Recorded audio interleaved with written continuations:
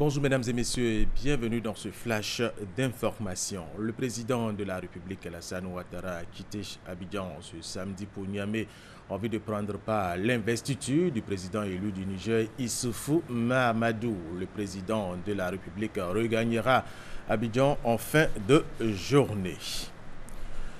Le ministre du Commerce, Jean-Louis Bion, a reçu une délégation de promoteurs de la Foire internationale de Chine conduite par Yao Dehong, directeur général des bureaux des PME de Guangdong.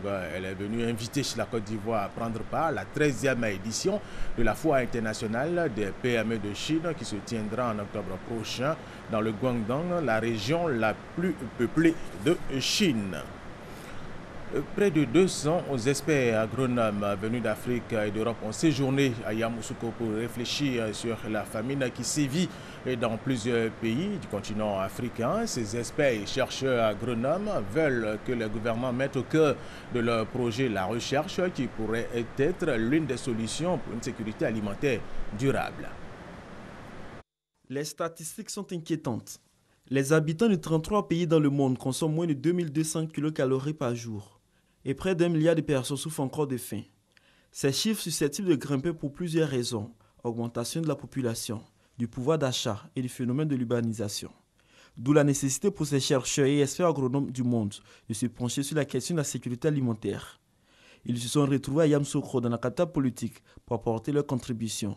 C'était à la faveur de la première édition du Congrès international de l'Association ivoirienne des sciences agronomiques, AISA. C'est pour combler un vide, créer un cadre d'échange avec les chercheurs de Côte d'Ivoire, mais aussi d'ailleurs, pour pouvoir bénéficier des expériences des uns et des autres. La sécurité alimentaire est menacée par le phénomène du réchauffement climatique, conviennent les experts. Plusieurs pays du monde réunis récemment en Paris sont tombés d'accord sur un accord ambitieux et contraignant pour sauver l'humanité.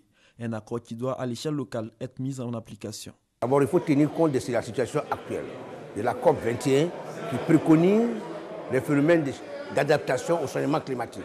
Donc les chercheurs ont un rôle assez important à jouer dans ce domaine. Deuxièmement, c'est la mobilisation des fonds qui sont mis à la disposition des pays en voie de développement pour contribuer à ce changement climatique. Au terme de 3 jours de travaux, les congressistes ont arrêté plusieurs résolutions, notamment celle de demander aux États d'augmenter la part du budget alloué à la recherche agronomique.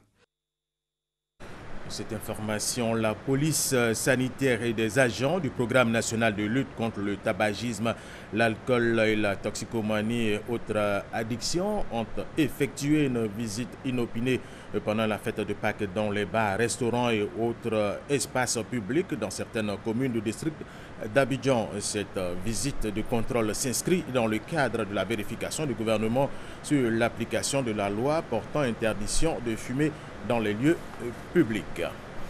Le 2 avril, aujourd'hui même, a lieu la journée mondiale de sensibilisation à l'autisme. Elle vise à mieux informer le grand public sur les réalités de ce trouble du développement. L'autisme est une réalité très présente dans la mesure où ce type de handicap touche une personne sur 150 dans le monde.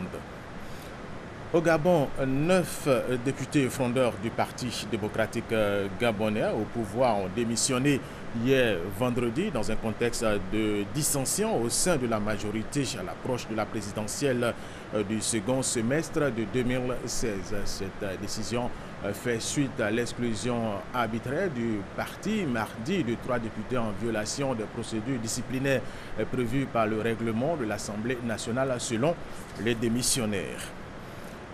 Après la Guinée, le Libéria se retrouve confronté à un nouveau cas d'Ebola. Une femme d'une trentaine d'années est décédée jeudi après-midi à Monrovia, la capitale. Les autorités sanitaires libériennes, l'Organisation mondiale de la santé et les autres partenaires de la lutte contre Ebola ont immédiatement envoyé une équipe dans la localité où vivait cette femme et la clinique où elle était traitée afin d'enquêter sur le cas et identifier les personnes qui ont été en contact avec elle, a précisé l'OMS. L'OMS a toutefois annoncé officiellement que cette résurgence ne constitue plus une urgence de santé publique de portée internationale. Et nous allons terminer avec cette information. Le Conseil de sécurité des Nations Unies a adopté hier vendredi à l'unanimité une résolution visant à ouvrir la voie à une présence policière onusienne au Burundi pour tenter d'apaiser les violences dans ce pays.